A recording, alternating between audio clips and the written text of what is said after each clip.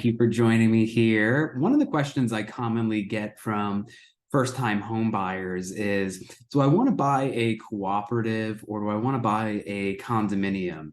And I would argue that it's very case by case. I think that's driven by what you can afford, what your goals are for the apartment, and what your plans are in years ahead, whether it's to sublet the apartment, whether it's just going to be a primary residence, whether it'll be a pied-à-terre or a second home for you. So understanding some of those facets of why you're buying will help inform that decision.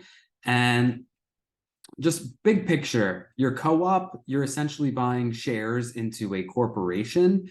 So with that, you're going to be guided by a lot more rules than your condominium, the most important of which is around subletting. So subletting is the idea of owning that apartment and being able to rent it out to somebody else. For a co-op, there's often very stringent rules around that. I think at best, you're looking at being able to rent out the apartment every 2 out of 5 years, whereas for a condominium, you're typically able to rent unlimited, which draws in a larger pool of investors. So why would people use a co-op purchase rather than a condo, given that condos are so much more flexible? There's a couple reasons for this. One is the cost. Condominiums are naturally going to be more expensive because it's an ownership structure that was developed in the 1980s. And that flexibility and that newness of these apartments relative to something that's built in, say, the 1950s or 60s is inherently going to make that inventory more expensive, usually by about 15%, where everything is treated as equal.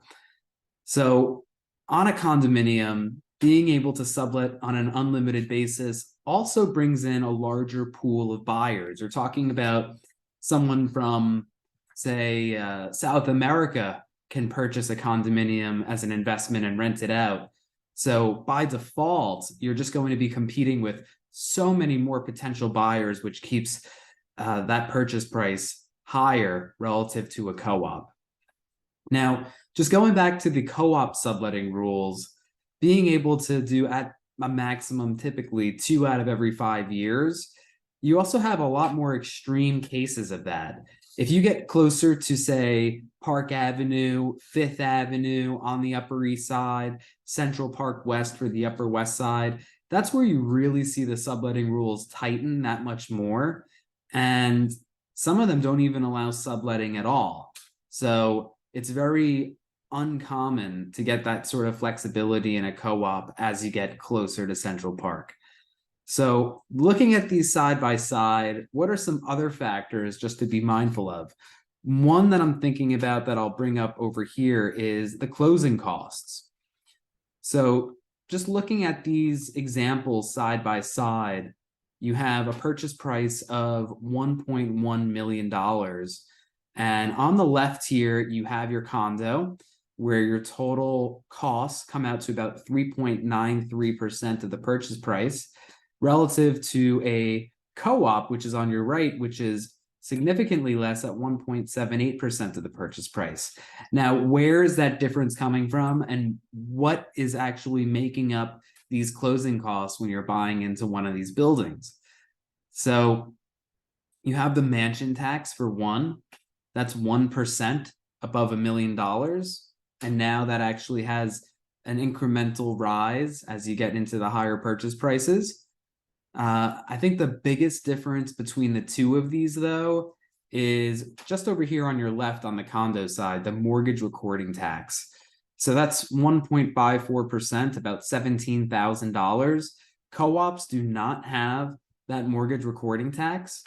So if you are planning to borrow money to purchase your home, I think that that's a really significant factor which would steer someone towards the co-op side over condo, is that lower cost of buying the home.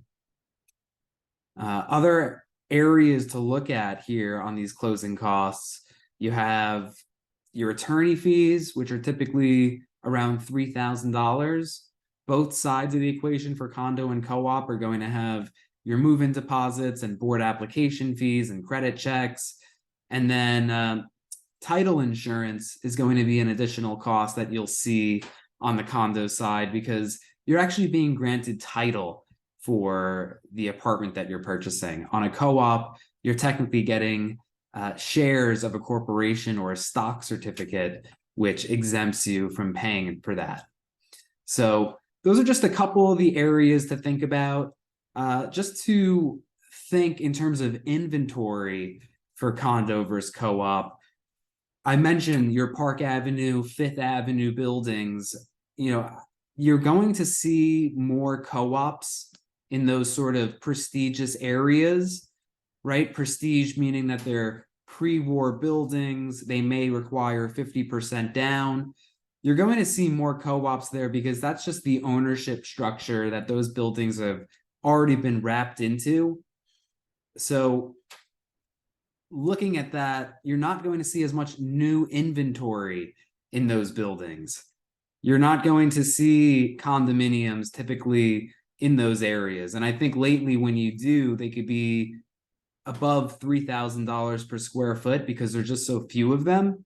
So I think most people don't realize this, but that's kind of how Billionaires Row came to be, is these buildings that are closer to Central Park, on Fifth Avenue, on Park. A lot of the newer buyers don't have any interest in going through the board application approval process. They don't want to open up the entirety of their financials in front of a board. Mind you, these are sometimes folks who are making millions of dollars a year just to be subjected to having to outline all of their financials to live adjacent to the park. So that's kind of where those condominiums came to be along Central Park South is, well, here's another area that hasn't been developed. We could build new buildings and sell condos where the financing is more flexible. The rules for subletting and renting out the apartment are more flexible. The buildings are newer. So that's sort of originated because there's such a high prevalence of co-ops in the most prestigious parts of New York City real estate, which is for Uptown. The closer you get to Central Park, the higher the prevalence of co-ops and of pre-war buildings, which a lot of people prefer for the higher ceilings and a lot of other of the aesthetic issues or the aesthetics that come with that type of apartment. So breaking out condo versus co-op, if you have any questions, feel free to send me a message, leave a comment here, and you have all my info below. So looking forward to talking more. Thanks.